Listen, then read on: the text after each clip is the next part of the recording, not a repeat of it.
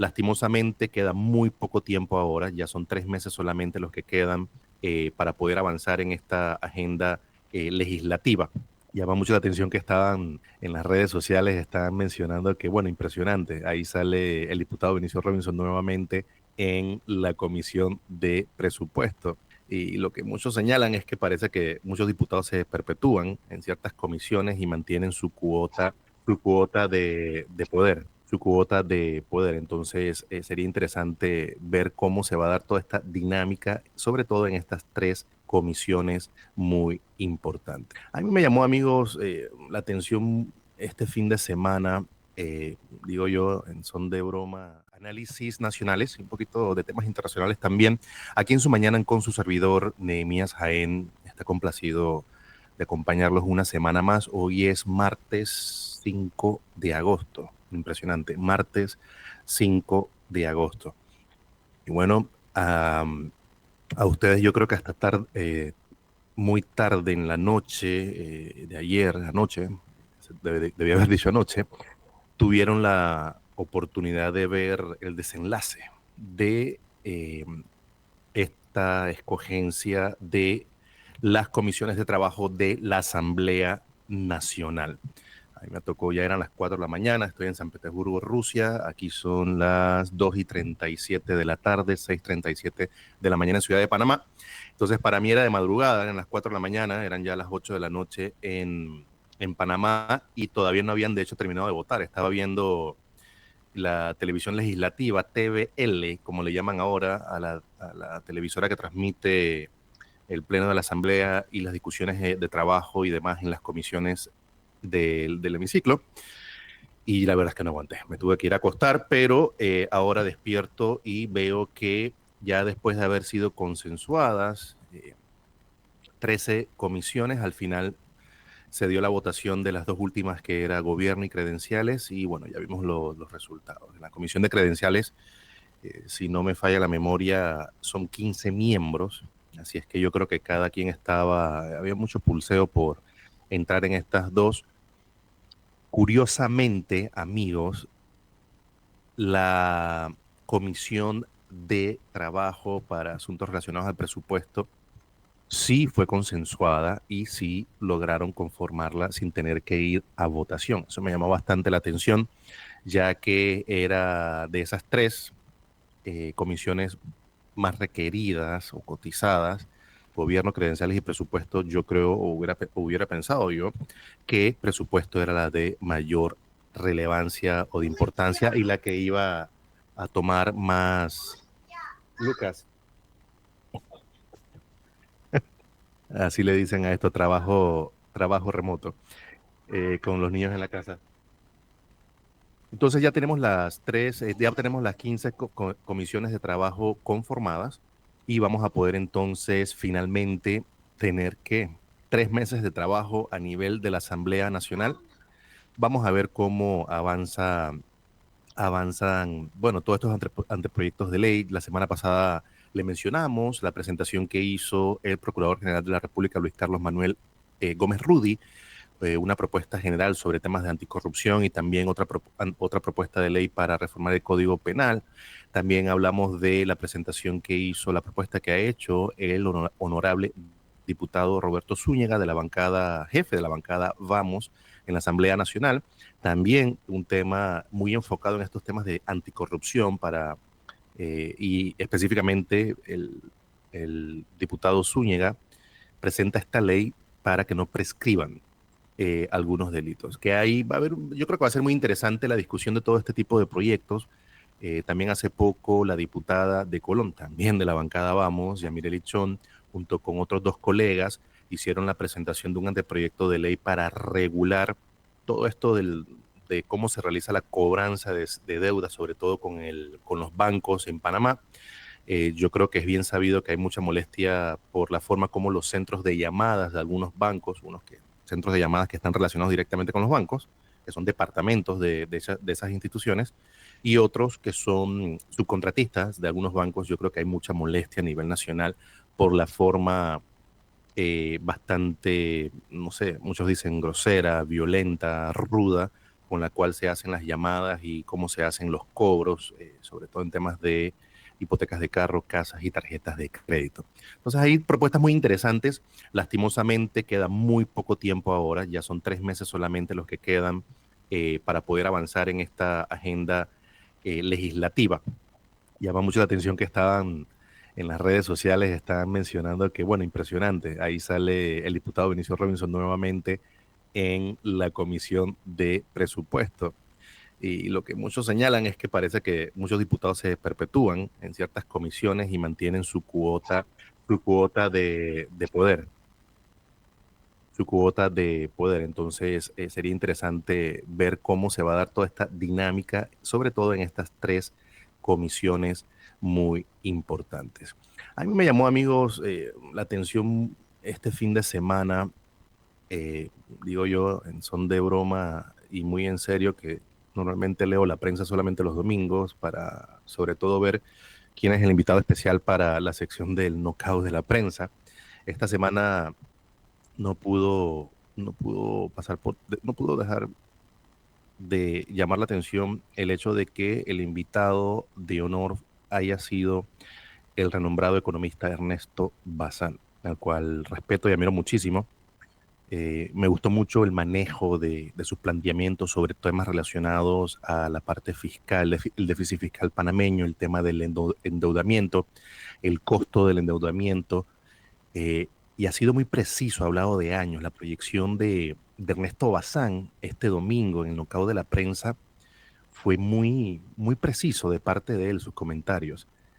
Aquí la primera pregunta que le hace la periodista Flor Misrachi Ángel a Ernesto Bazán fue: ¿cuánto tiempo más puede Panamá vivir del endeudamiento sin estrellarse?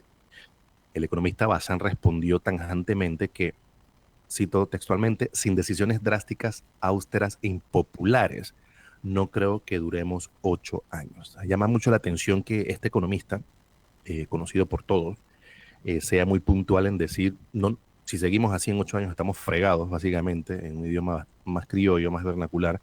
Eso es lo que nos quiere decir. Y yo creo que también estas palabras se convierten en un llamado de atención que todos nosotros los panameños tenemos que tener en cuenta, eh, viendo los índices de endeudamiento, el déficit fiscal, las bajas recaudaciones fiscales, amigos oyentes. Yo creo que este es un tema muy particular, eh, al cual nosotros todos los panameños tenemos que, digamos, meterle mente, como decimos nosotros, y mostrar interés también por aprender y entender cómo funcionan las finanzas públicas, cómo funcionan las finanzas del Estado.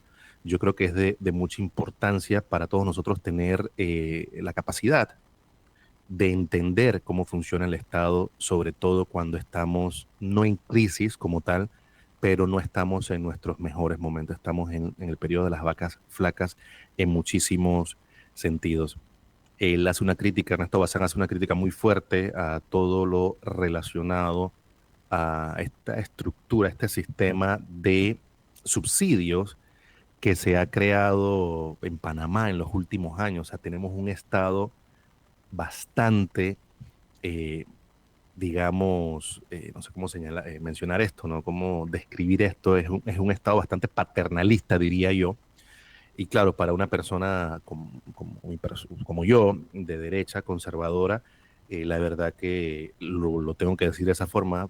Panamá en los últimos 20 años se ha convertido en un Estado bastante paternalista, y esto lo único que ha logrado es estancar ciertos sectores productivos del país, empezando por el tema idiosincrático y cultural del panameño relacionado a todos los subsidios que se reciben, todos los subsidios que se dan. Y esto también no solamente se ha enfocado en un tema de transferencia de fondos a nivel social, sino también se han creado una cantidad de incentivos y beneficios para la inversión y para el desarrollo de ciertas industrias en nuestro país. Y lo que pasa es que al final de cuentas transcurren los años, cambiamos de gobierno cada quinquenio, y nosotros al final, amigos oyentes, hago la pregunta: ¿sabemos cuál ha sido el impacto real de esta transferencia de subsidios, transferencias de dinero, llámese subsidios a nivel social? hemos nosotros tenido la oportunidad de entender cuál ha sido el impacto y el beneficio de todos los incentivos fiscales que se han hecho para promover, desarrollar e incentivar ciertas industrias en el país. Yo creo que eso es muy importante, que busquemos una respuesta a todo esto para saber, como dice Ernesto Bazán, dónde está el impacto y cómo está esto beneficiando al desarrollo del país. Al final de la entrevista, el economista Ernesto Bazán fue muy puntual en una partecita que, segundo punto que me llamó muchísimo la atención de esta entrevista, es cuando Flor Misrachi le pregunta lo siguiente: ¿qué papel debe jugar la minería tras el fallo de inconstitucionalidad? Ernesto Bazán se limita a contestar lo siguiente: yo viví hasta los 9 años en un campamento minero. Punto y seguido, Panamá no está preparada para llevar a cabo esa actividad. Primero, por falta de licencia social. Repito, Ernesto Bazán señala en el nocao de la prensa de este domingo 3 de agosto que Panamá no está preparada para llevar a cabo esta actividad. Se refería a la actividad minera. Y dice, primero, por la falta de licencia social. Aquí, amigos oyentes, tenemos que hacer un alto y tratar de profundizar en este tipo de señalamientos. A mí en lo personal y en lo profesional me parece bastante sorpresivo que un economista de la talla de Ernesto Bazán diga tajantemente que Panamá no está preparada para llevar a cabo la actividad minera, cuando el resto de los economistas panameños, regionales y globales han visto con excelentes ojos el impacto positivo en la economía panameña de la actividad minera. En esta entrevista, este economista nos habla de el impacto de que Panamá no está básicamente preparada para esta actividad. Entonces llama muchísimo la atención, y yo creo que este tipo de señalamiento, amigos oyentes, tienen que ir acompañados de una explicación. Y yo esperaría verdaderamente que en los próximos meses, en las próximas semanas, perdón, el señor Ernesto Bazán pueda explicar por qué él ha sido tan determinante en decir que el país no está preparado para esta actividad.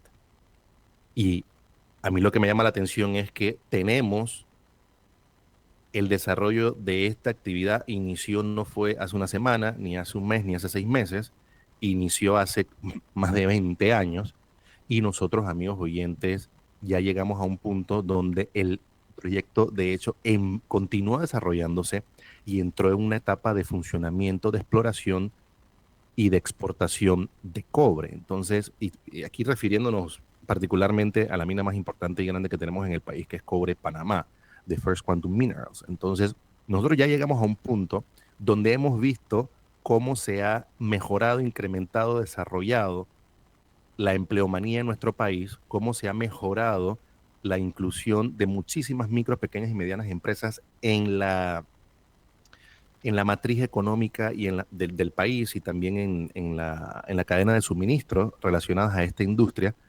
Y nosotros llegamos a un punto donde ahora se nos dice que Panamá no está preparada. Y como dicen muchos, de una manera bastante panameña, ya el hueco está abierto, hemos visto que funciona, hemos visto que tiene un impacto muy positivo, ya lo acabo de mencionar en qué sectores, y llama mucho la atención que se hagan este tipo de planteamientos. eh, y yo no me parece que sea nada irresponsable. Yo simplemente, repito, yo respeto y admiro muchísimo a Ernesto Bazán, y yo estoy seguro que en los próximos días o en las próximas semanas, él va a tener la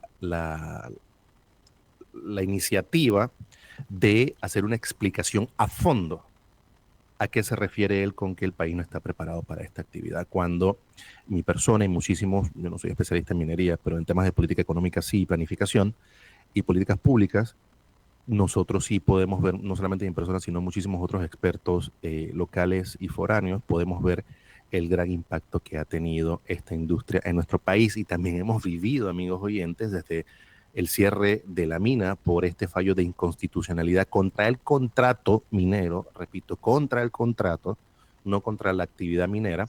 Hemos visto el descalabro eh, económico y financiero que hemos estado atravesando y sobre todo la crisis de empleo en la cual nos encontramos en nuestro país, porque si nos encontramos en una crisis de empleo, estamos por encima del 10-11% en desempleo. Esos son los indicadores oficiales del propio gobierno y del sector privado también.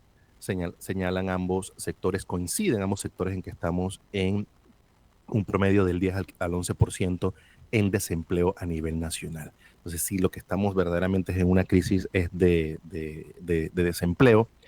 Y aquí llama mucho la atención también que nosotros pensemos que nuestro país no está preparado para este tipo de actividades cuando ya hemos demostrado que sí lo estamos. Y yo tendría que hacer la pregunta, ¿qué tiene que tener Panamá entonces para poder demostrar que estamos preparados para llevar esta industria? Porque si fuera así, tampoco estamos preparados para desarrollar más puertos, no estamos preparados tampoco para mejorar e incrementar la capacidad del país en temas de logística a nivel regional y global para el rol de Panamá en el mundo, en el tema logístico. Entonces tampoco estamos nosotros preparados para transformar nuestra matriz económica en temas relacionados a servicios, en cuanto, por ejemplo, temas bancarios y demás. Entonces, yo creo que nosotros no podemos creer que nuestro país, amigos oyentes, no está preparado para actividades económicas de primer nivel.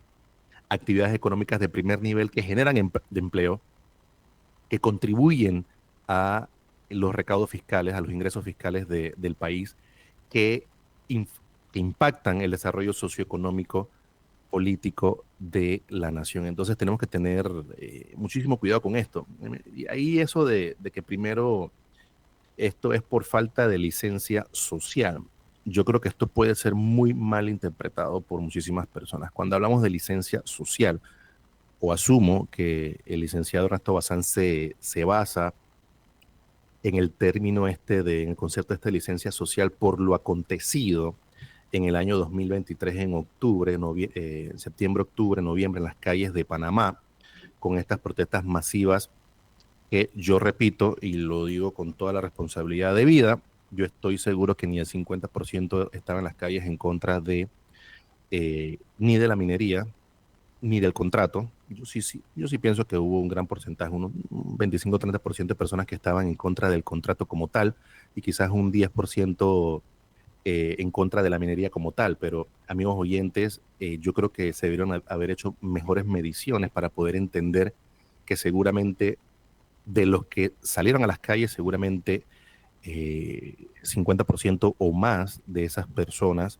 estaban en la calle por un descontento social, como una forma de hacerle frente a los altos índices de percepción de corrupción del gobierno de turno, y no solamente del gobierno de la administración del presidente Laurentino Cortizo, sino también de gobiernos anteriores. Yo creo que llegamos como a un colmo, a un punto muy especial, donde este tema de la manera como se negoció el contrato entre Cobre Panamá y el Estado panameño, a través del gobierno en ese momento, yo creo que eso fue lo que levantó a la gente y llegó a causar cierto nivel de hastío. Entonces no podemos interpretar que no existe licencia social cuando nosotros, por pensar que esa licencia social, la falta de licencia social se demostró en las calles en el año 2023, no podemos asumir que esa licencia social está representada exclusivamente por ese grupo de personas, repito,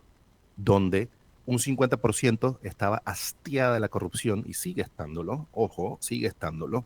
Y digo yo, pienso yo que un 30% estaba en contra de el contrato o de la forma como se percibió la negociación de este contrato entre Minera Panamá y el Estado panameño.